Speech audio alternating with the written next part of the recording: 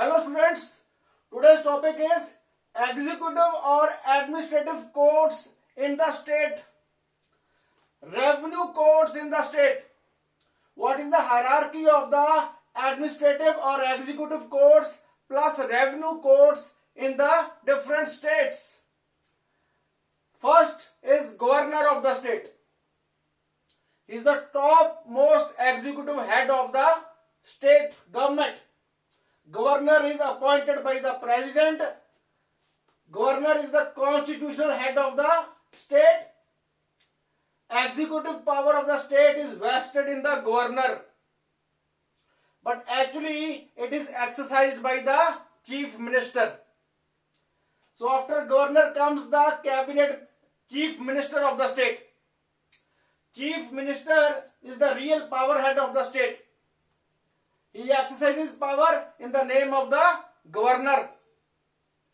Chief minister of the state is the real head of the state. He has real powers. Though governor is the constitutional head of the state. Then comes cabinet ministers of various departments of the state government. And here, because we will be dealing with the revenue courts, hierarchy of revenue courts, so one of the main cabinet ministers is revenue minister. He is above this department. Department of revenue is under the revenue minister of the state. This is the political wing. This is the bureaucratic wing. Topmost officer is the chief secretary to the state government. Chief secretary is the senior most IAS officer of the state government. Chief secretary reports to the chief minister of the state. Chief secretary to the state government can also have additional charge of financial commissioner. Financial commissioner of various departments like financial commissioner of taxation, financial commissioner of revenue. There can also be additional chief secretaries besides chief secretary. If workload is more, there can be additional chief secretaries also for different state departments like additional chief secretary for home affairs, additional chief secretary for industries, additional chief secretary for local government of the state. Next comes special chief secretaries for various departments. As the name says, they are special. They are appointed some special task for special various departments. Then comes principal secretaries for different departments of the state. For example, principal secretary for social security department, principal secretary for women and child development department, etc. There can also be a principal secretary to the chief minister also. There can also be a principal secretary to the governor also. So these principal secretaries belong to different departments. They head different department and they report to different ministers, different cabinet ministers of different department. These principal secretaries who had different departments, they report to different cabinet ministers of different department. If there is a principal secretary of revenue department, he reports to the revenue minister. All these secretaries are IAS officers. They are from IAS cadre. They are selected through a UPSC exam. They are basically IAS. There is one more category called administrative secretaries. So many categories. After principal secretary comes divisional commissioners or mandal commissioners. Divisional commissioner or mandal commissioner. Every state is divided into different divisions. For example, I belong to Punjab state. Punjab state is divided into 5 divisions. Obviously, there are 5 divisional commissioners in Punjab state. So, divisional commissioner is for revenue department. As far as other departments are concerned, they may be called directors of different departments. For example, director of food supply, etc. But here we will not be dealing with this thing. Here we will be dealing only with revenue department, hierarchy of revenue courts. So divisional commissioner, under divisional commissioner, there may be 4 or 5 districts under one divisional commissioner. So one divisional commissioner supervises many districts of the state. After divisional commissioner comes the district magistrate or DM of one district. He also called district collector DC, DM or DC of various districts. Every district has one DC or one DM. He is the highest executive officer of the district. He is the highest revenue court of the district. DM or DC is appointed by the state government but selected by UPSC. He is basically IAS. So DC or DM is the chief protocol officer of the district. He issues the protocol and the people of the district have to follow that protocol. He is the chief officer of the district. He takes care of the law and order of the district. The police department of the district is under him. He distributes business to lower executive magistrates. There can be additional district magistrate also. He may be called ADM if the workload is more. Or he can also be called additional district collector ADC. ADM or ADC, same person. So if the workload is more, there can be ADC. Below DC comes sub-divisional magistrate, SDM. DC or DM is of one district. Now one district is divided into many divisions or subdivisions, I would say. A district is divided into subdivisions and every subdivision has one subdivisional magistrate who is called SDM. Like DC is the chief executive officer of the district. Similarly, SDM, who is below DC, he is the chief executive officer of the subdivision of the district. A district may have 2 or 4 subdivisions. So every subdivision has one subdivisional magistrate or SDM. He is not an IAS officer. He is a PCS officer. He belongs to the state cadre. He is the highest executive magistrate of the subdivision. There can be special executive magistrates also. This is some other category. State government may appoint special executive magistrates for particular areas and for special functions only. Below subdivisional magistrate, it is known as Tehsildar. Tehsildar. One subdivision may be divided into different tehsils. Now one subdivision can be divided into different tehsils and every tehsil may be having one tehsildar. Officially he is known as Tehsildar. When he performs the function of collecting the land revenue, he is also called Assistant Collector Grade 1. And when he is performing the function of law and order, he takes care of law and order of the tehsil. He is also called Executive Magistrate. And when he registers the documents relating to land, he do registries. Then Tehsildar is also called Registrar of the Tehsil. So Tehsildar is the chief officer of the Tehsil. He heads the land and revenue department of the Tehsil. Tehsildar also takes care of the law and order situation of the Tehsil. He registers documents relating to land transactions of the Tehsil. He also issues caste certificates. And land revenue is collected by his staff, that is by revenue inspector or patwaris who are below Tehsildar. Below Tehsildar comes now Naib Tehsildar. Naib Tehsildar is below the Tehsildar. Naib Tehsildar. Now every Tehsil, a single Tehsil may be divided into different sub-Tehsils.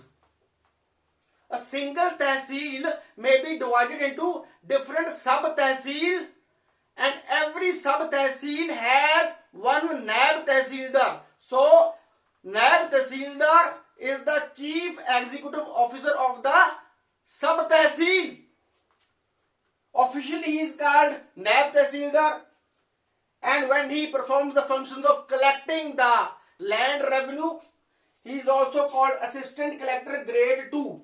Like Tehsildar is called Assistant Collector Grade 1, Naib Tehsildar is called Assistant Collector Grade 2. He is also called Sub-Registrar if he performs the duty of registering the documents. So these are the different names of one person, one official person. So Naib Tehsildar is, actually Naib Tehsildar is not a gazetted person, he is not a gazetted officer. Above Naib Tehsildar, that is Tehsildar, Sub-Divisional Magistrate, DC, all these persons are gazetted officers, but Naib Tehsildar is not a gazetted officer.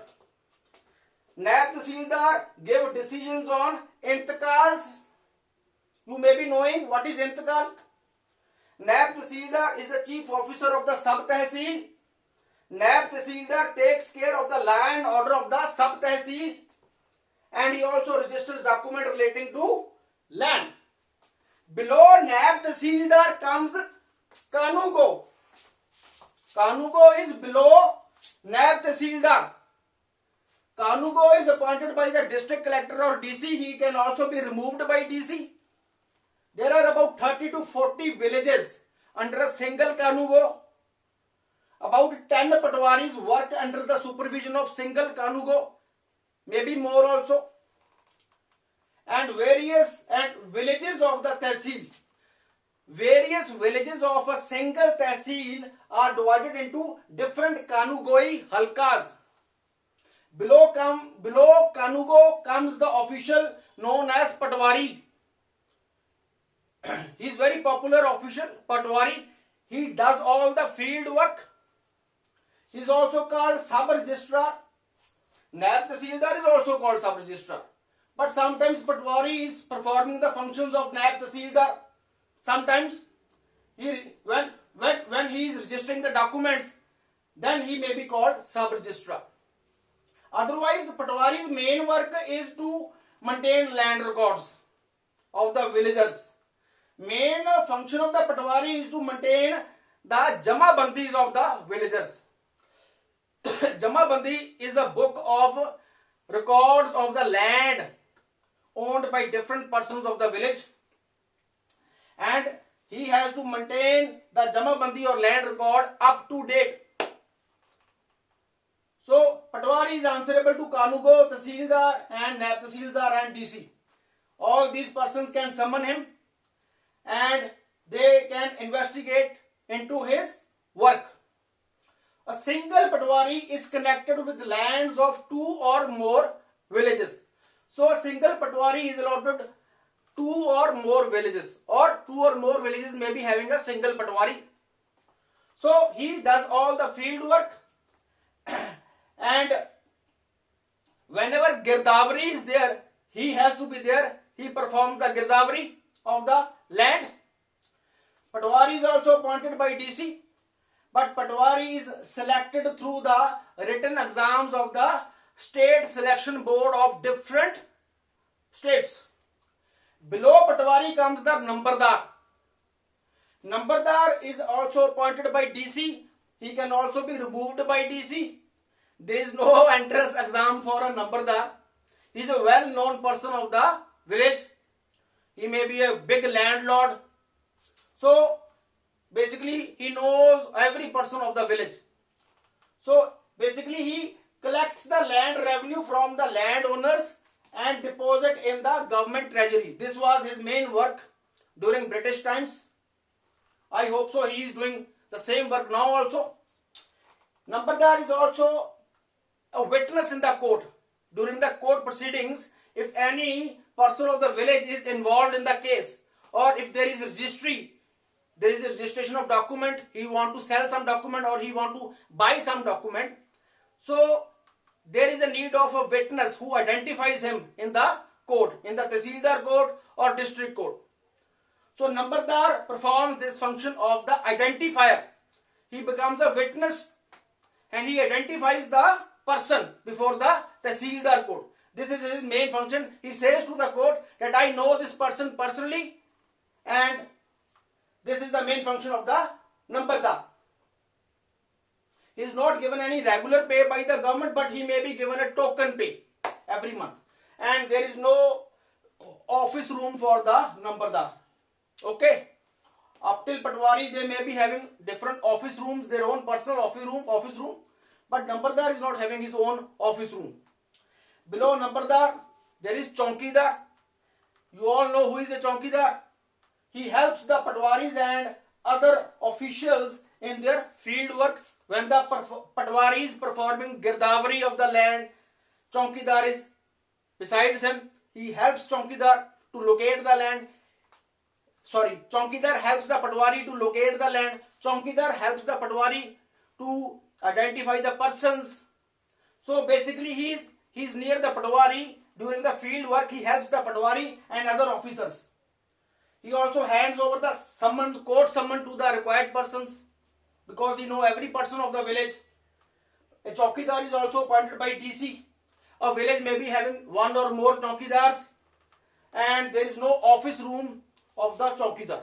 So this was the hierarchy of the revenue courts or administrative courts or executive courts of a particular state government. So I will be going from downwards to upwards for you in a summary way. The last or lowest person is chowkidar. Above chowkidar is nambardar. Above nambardar is Patwari. Above the Patwari, the official known as Kanugo. Above Kanugo is called Naib Tahsildar. Above Naib Tahsildar is Tahsildar. Above Tahsildar is SDM or Sub-Divisional Magistrate. Above SDM or Sub-Divisional Magistrate is District Magistrate or DC. There may be ADC also. Above DC, there is Divisional Commissioners. A state may be having 4 or 5 divisional commissioners. It depends upon how many divisions a state is categorized into. Above divisional commissioner, there are principal secretaries. There may be administrative secretaries, and they report to different cabinet ministers of different departments. Principal secretaries are of different departments. Above principal secretary, there may be special chief secretaries also, allotted special functions. Above special chief secretaries, there may be additional chief secretaries, and at the most senior IAS officer of the state government who reports directly to the chief minister is the chief secretary to the state government. So this was the hierarchy of the revenue or administrative courts in a particular state. I hope you may have liked the lecture.